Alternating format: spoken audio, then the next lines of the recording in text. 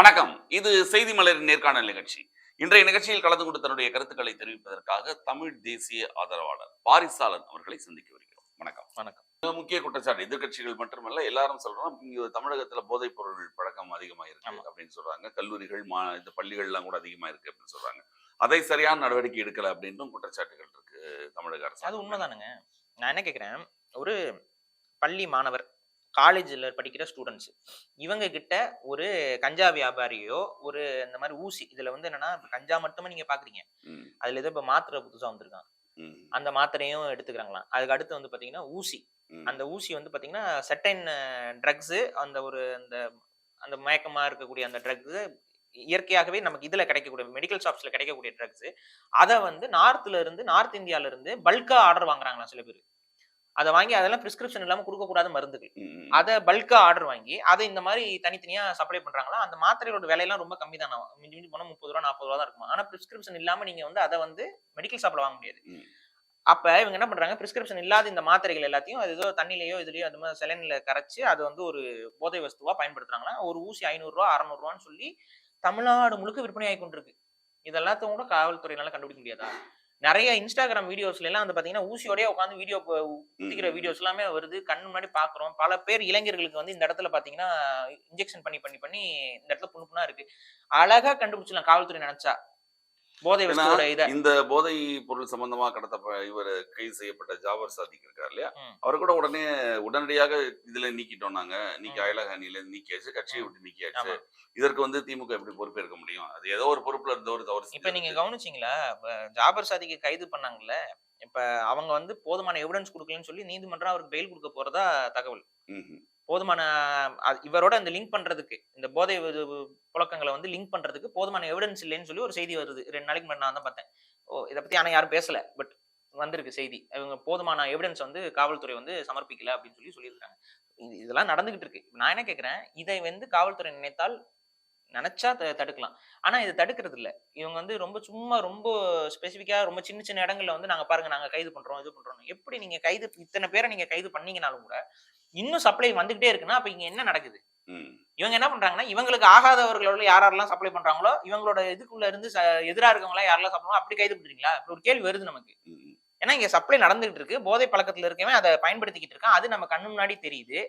அது சார்ந்த குற்றங்கள் தொடர்ச்சி அதிகரிச்சுக்கிட்டே இருக்கு. அப்புறம் நீங்க எப்படி கண்ட்ரோல் பண்றீங்க? கள்ளச்சாராயம் இதுக்கு நாங்க இரும்பு கரம் கொண்டு அடக்குறேன்னு சொன்னாரு. இப்ப திரும்ப கள்ளச்சாராய இதுல வந்து இப்ப இந்த விக்கிரவாண்டியில வந்து 8 பேர் இதாகுறாங்க. அப்புறம் நீங்க கள்ளச்சாராயத்துக்கு இவங்க எடுத்துக்கிட்ட நடவடிக்கை எல்லாம் வந்து ஒரு 6 மாசத்துக்கு முன்னால ஒரு ஷவுகு சங்கர் கூட ஒரு வீடியோல சொன்ன, கள்ளச்சாராயம் வந்து அந்த இடத்துல கள்ளக்குறிச்சி நடக்குது அப்படின்னு நேரடியாவே சொல்லியிருந்தாரு. அதே மாதிரி ஆயிப்போச்சு, கடைசி அதே இடத்துல ஆயிப்போச்சு. இப்போ இந்த மாதிரி நடவடிக்கைகள் முன்னாலே இவங்க எடுக்கிறாங்கிறது இவரோட சம்பந்தப்பட்ட அரசியல்வாதிகள் லிங்க் இருக்கு அப்படின்ற மாதிரி கண்டிப்பா இருக்குங்கிறது தான் உண்மை. நீங்க அதை வந்து நீங்க மறுத்துக்கிட்டு அதை மறைச்சுக்கிட்டு இங்க அரசியல் செய்யறத மக்கள் வந்து அதை பெருசா கண்டுக்காம இருக்கிறது தான் நமக்கு வியப்பா இருக்குது. ஏன்னு தெரியல. ஒருவேளை மக்களும் போதையில இருக்கீங்களான்னு தெரியல. இதைதான் நம்ம கேட்க முடியும். ஏன்னா கண்ணு முன்னாடி தெரியுது கைது செய்யப்படுறவர். அவர் நான் என்ன கேட்கிறேன், அவர் வீட்டுல வந்து கேலண்டர் இருக்கிறது, அவர் வீட்டுல வந்து ஸ்டிக்கர் ஒட்டி இருக்கிறதுல எந்த கட்சியோட ஸ்டிக்கர் இருக்கு? திமுகவோட ஸ்டிக்கர் தானே இருக்கு. எதுக்கு அவர் ஒட்டி வச்சிருக்க போறாரு? இப்ப நீங்க ஒரு கிறிஸ்தவர் வீட்டுக்கு போனீங்கன்னா ஒரு ஆளுங்கட்சியோட அபிமானி தன்னை காமிச்சுக்கிட்டோம் பல பார்வையில தப்பலாம் அபிமானின்னு காட்டிக்கிட்டு ஒருத்தன் கள்ளச்சாராயம் விற்கிறான் அப்படிங்கிற பட்சத்துல இது காவல்துறைக்கு தெரியாம இருந்திருக்கும்னு நம்ம நம்புறோமா? ஏன்னா ரெண்டாவதுங்க, அந்த கள்ளச்சாராயம் வியாபாரம் நடந்த பகுதி கூகுள் மேப்ல போய் பாருங்க, அது இருக்கு, எடுத்து போட்டாங்க. பக்கத்துல எத்தனை மீட்டர்ல வந்து காவல்துறை காவல் போலீஸ் ஸ்டேஷன் இருக்குன்னு போய் பாருங்க, காவல் நிலையம் இருக்குன்னு. ரொம்ப பக்கத்துல இருக்கு. அது எப்படி தெரியாம இருக்கும்? அப்ப இதுக்கு பின்னாடி வந்து ஒரு சிண்டிகேட் மாதிரி இங்க ஒரு வேலை நடந்துகிட்டு இருக்குங்கிறது தான் உண்மை. அதை வந்து அதற்கு முன்பு கடலூர்ல நடந்தப்பவே விழித்திருந்தால் இந்த பிரச்சனை வந்திருக்காது அப்படின்ற மாதிரி குற்றச்சாட்டுகள் வந்தது. சிம்பிள்னா இது என்னன்னா, நீங்க வந்து டாஸ்மார்க்ங்கிற ஒரு மது பழக்கத்தை நீங்க லீகலைஸ்டா ஒரு பிசினஸ் வந்து அந்த பிசினஸ் வந்து ப்ரமோட் பண்ணிட்டே இருக்கீங்கன்னா, எப்பவுமே ஒரு லீகலைஸ்டான ஒரு பிசினஸ் வந்து ஃபுல் ஃபிளரிஷ்ல போகும்போது அதுக்கு போட்டியா ஒரு இல்லீகலைஸ்டு பிசினஸ் வந்து வரும். இது ஒரு யதார்த்தமான வியாபாரம் அப்படின்னாவே இது உங்களுக்கு தெரியும். நான் சொல்றேன், ஒரு ஆப்பிள் ஐபோன் அதுக்கு ஒரு மார்க்கெட் இருக்கு அப்படின்னா, ஆப்பிள் ஐபோன் மாதிரி இருக்க டூப்ளிகேட்டுக்கு ஒரு மார்க்கெட் வந்துடும். புரியுதுங்களா? ஒரு ஆண்ட்ராய்டு இதுல வந்து விலை அதிகமா இருக்க ஒரு மொபைல் ஒன்று இருக்குன்னா, அதுலயே விலை கம்மியா இருக்க மொபைல் வந்து மார்க்கெட்டுக்கு வந்துடும். ஏன்னா விலை கம்மியா இருக்கிறத வாங்குறவங்க அப்படிங்கிற ஒரு மார்க்கெட்டை கார்னர் பண்ணி எப்பவுமே வந்து ஒரு மார்க்கெட் வந்து உருவாகும். நீங்க இங்க ஒரு பெரிய மார்க்கெட்டா லீகல் சரக்குங்கிற பேர்ல போதை சாம்ராஜ்யத்தை கட்டி எழுப்புனீங்க அப்படின்னா சைடுல ஒரு சின்னதாச்சு கள்ளச்சாராய மார்க்கெட் சாம்ராஜ்யம் உருவாக தான் செய்யும். அதை உங்களால தடுக்கவே முடியாது. அப்ப இங்க இருக்கிற இந்த பெரும் சாம்ராஜ்யத்தை நீங்க மூடுனா மட்டும்தான் இதையும் நீங்க தடுக்க இல்ல முடியும். இப்போ அங்க மூடுனா தான் இது அதிகமாகுன்ற மாதிரி அது சொல்றாங்க. பச்சை பொய்யுங்க. இந்த கள்ளச்சாராயத்தை காரணம் காட்டி தானங்க டாஸ்மார்க்கே வந்துச்சு. இல்ல அந்த கள்ளச்சாராயம் இப்ப கன்னியாகுமரி அந்த இடத்துல அது பக்கத்துல வந்து 500 கடைகள் க்ளோஸ் பண்ணாங்கல்ல. அதுல அந்த ஊர் பக்கத்துல இருந்த கடை ஒண்ணு. அதனால தான் கள்ளச்சாராயம் இப்ப நான் அதிகமாயிடுச்சு. சிம்பிளா நான் சொல்றேன் பாருங்க. இப்ப ஊர்ல 10 பேர் வந்து சிகப்பு சட்டை போட்டு நடந்து போறான் அப்படின்னா, இவன் எல்லாம் சிகப்பு சட்டை போட்டிருக்கான்னு அப்படியே தெரியும். ஊர்ல இருக்க எல்லாரும் சிகப்பு சட்டை போட்டிருக்கான்னு வைங்க. உங்களுக்கு யாராவது தெரியுமா? வித்தியாசம் தெரியாது. எல்லாம் ஒரே மாரி இருக்கும். அதே போல போதையில விழுந்து கிடக்குறான்னு வைங்க. டாஸ்மார்க் இல்ல. டாஸ்மார்க் இல்ல. ம். இப்ப ரோட்ல போதையில விழுந்து கிடக்குறான்னு வைங்க. அவன் எங்க குடிச்சிருப்பான்? ஏதா உங்களுக்கு ம். தெரிஞ்சிரும். அப்ப ஏதாவது ஒரு கள்ளச்சாராய கடையில தான் அவன் குடிச்சிருப்பான். அப்ப ஈஸியா அப்ப ஐடென்டிஃபை ஈஸியா பண்ணலாம். ஐடென்டிஃபை பண்ணி உங்கனால வந்து கள்ளச்சாராயத்த ஒழிச்சிட முடியும். ஆனா, இன்னைக்கு ரோட்ல நல்ல சாராயம் கிடைச்சு குடிச்சு விழுந்து கிடக்குறானா, கள்ளச்சாராயம் குடிச்சு விழுந்து கிடக்குறானுங்கிறான் ஏதாவது கண்டுபிடிக்கிறதுக்கு ஏதாவது மீட்டர் இருக்குதா? வாயில ஊதி பாக்குற மாரி. இந்த டிராபிக் போலீஸ் எல்லாம் வந்து வாயில ஊதி வைக்கிறதுக்கு ஒரு மீட்டர் இருக்க மாரி, கள்ளச்சாராயத்தையும் நல்ல சாராயத்தையும் வாசனையில இருந்து ஏதாவது கண்டுபிடிக்க முடியுமா? முடியாதுல்ல. அப்ப நீங்க எத நீங்க முதல்ல மூடணும்? அதாவது இதெல்லாம் வந்து அபத்தமான அரசியல். ஒரு கள்ளச்சாராயத்தை ஒழிக்கிறதுக்கு நாங்க நல்ல சாராயத்தை கொண்டு வரோம்னு சொல்றதே எவ்வளவு பெரிய அபத்தம் தெரியுமா? நாளைக்கு இவங்க என்ன பண்ணுவாங்க? ஹெராயின், கொக்கைன் ஒழிக்கிறதுக்கு கஞ்சாவை லீகலைஸ் பண்ணுவாங்க. கூட்டம் இது. பண்ணும் இது. அதுக்காக தான் கஞ்சா பழக்கத்தை இன்னைக்கு அதிகரிச்சிட்டு இல்ல இருக்கு. நீங்க சொல்றீங்க. ஆனா இந்த பக்கமும் ஆந்திராவும், இந்த பக்கம் பாண்டிச்சேரியிலயும் இருந்து ரொம்ப ஈஸியா உள்ள வந்துரும். அப்ப அங்க ஆந்திரா பக்க பார்டர்லயும் இதுல பக்க பார்டர்லயும் காவல்துறை அதிகாரிகள் இல்லைன்னு சொல்லணும். அவங்க பேட்ஜ் எல்லாம் கழட்டி வச்சுட்டு தொப்பி எல்லாம் கழட்டி வச்சுட்டு போயிடணும் வீட்டுக்கு. அவங்க வேலை செய்யல. எதுக்கு சம்பளம்? அப்படிதான் வரும். காவல்துறையோட வேலை என்ன? எனக்கு ஒண்ணு மட்டும் புரியலைங்க. பாண்டிச்சேரியில தமிழ்நாடு லைசென்ஸ் போர்ட மாட்டிக்கிட்டு ஒரு கார் உள்ள போயிட்டு வந்துச்சுன்னா, உடனே நிப்பாட்டி பர்மிட் இருக்கா? அது இருக்கான்லாம் கேட்டு நிப்பாட்டுவாங்க. அது எல்லாருக்கும் போனவங்களுக்கு தெரியும். அத காமிச்சுட்டு தான் நீங்க வந்து அடுத்து உள்ள போ முடியும். அங்க இல்ல வேற எங்க நீங்க ஒரு பீச்சுக்கோ எங்க போனீங்கனாலும் அங்க ஆமா. பார்த்துட்டு உங்ககிட்ட பெர்மிட் இருக்கான்னு வந்து கேட்பாங்க. நீங்க அது வாங்காம நீங்க உள்ள என்ட்ரி ஆக முடியாது. அந்த பெர்மிட் வாங்க வரும்போதே நீங்க பாத்தீங்கன்னா கார சில டைம்ஸ் செக் பண்ணிட்டு போவாங்க. ஆமா. வந்து பாப்பாங்க வேற சைடுல ஏதாவது பாப்பாங்க வச்சிருக்காங்களான்னு செக் வச்சிருக்காங்களான்னு. பண்ணிட்டு போறாங்க. இன்னொன்னு அங்க இருந்து சரக்கு வாங்கிட்டு வராங்க பாத்தீங்களா? அங்கேயுமே வந்து நம்ம தமிழ்நாடு காவல்துறையுமே அங்க டோல் இருக்கும். வண்டிகளை நிப்பாட்டி செக் பண்ணிட்டு தான் உள்ள விடுவாங்க. இதான் நடக்குது. இது எப்படி வரும்னு நீங்க நினைக்கிறீங்க? இதே விமானத்துல, ஃபிளைட்ல, ஹெலிகாப்டர்ல கொண்டு போறாங்களா? அந்த அளவுக்கு பெரிய பிசினஸ் அதெல்லாம். எனக்கு அதான் புரியல. ஏன்னா இப்ப முக்கியமான காரணமா சொல்றது, இந்த 2 பக்கம் பார்டர் இருக்கு. அந்த பார்டர்ல இருந்து ஈஸியா உள்ள வந்துரும் அப்படின்ற காரணம் தான் சொல்றாங்க. நீங்க சொல்ற மாதிரி அந்த செக் போஸ்ட் இருந்தா தடுக்கலாம். ஈஸியா உள்ள வந்துரும். ஈஸியா உள்ள வந்துரும்னே ஈஸியா உள்ள விடுறீங்களா இல்ல இல்ல இல்ல நீங்க? உள்ள வந்துரும்னே வச்சுக்கோங்க. ம். எவ்வளவு வந்துரும்? எத்தனை கேலன் சாராயம் வந்துரும்? ம். புரியுதுங்களா? நீங்க வீட்ல ஒரு ஓட்டை இருக்குது, ஒழுகுது. அதான் ஒழுகுதே, கூரைய ஃபுல்லா எடுத்துருவோம்னா, எப்படி இருந்தாலும் தண்ணி உள்ள வருது இல்ல அப்படின்னு சொன்னா எவ்வளவு பெரிய முட்டாள்தனம். ம். அததான் நீங்க பண்றீங்க. நான் கூரைய போடுறா அப்படிங்கிறேன். இல்ல இல்ல கூரையில ஓட்டை இருந்தா தண்ணி ஒழுகும்ல அப்படின்னா, ஒழுகுனா ஒழுகிட்டு போகுது. அது ஒரு அதை தான் நம்ம கண்ட்ரோல் பண்ணிக்கலாம். கூரையே இல்லாம இருந்தா அதத்தான் நீங்க அரசியல்ங்கிற பேர்ல பண்ணிட்டு இருக்கீங்க. நீங்க இங்க முழுக்க முழுக்க சாராயத்தை நீங்க வியாபாரம் 2வது இது என்ன நல்ல சாராயம்?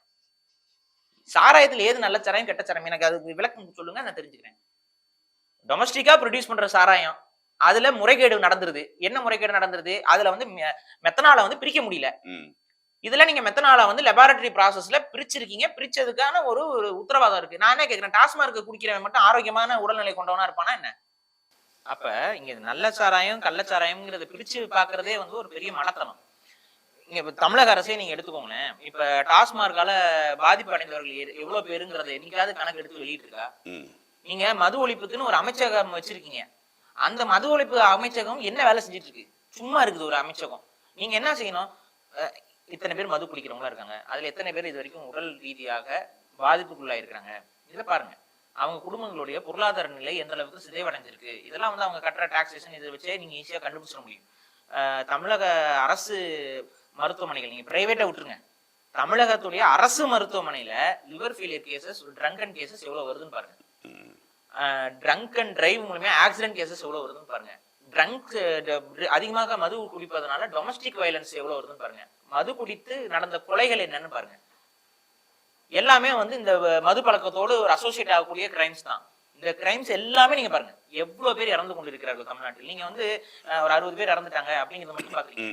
நான் சொல்றேன், ஆண்டுக்கு 500க்கும் மேற்பட்டவர்கள் தமிழ்நாட்டில் மது பழக்கத்தால் மட்டும் இறந்து கொண்டிருக்கிறார்கள்.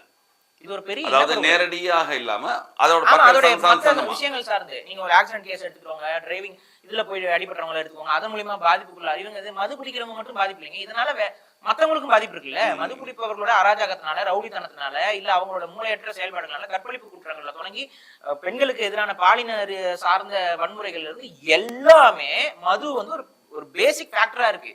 இதை நீங்க ஒழிக்கணும்.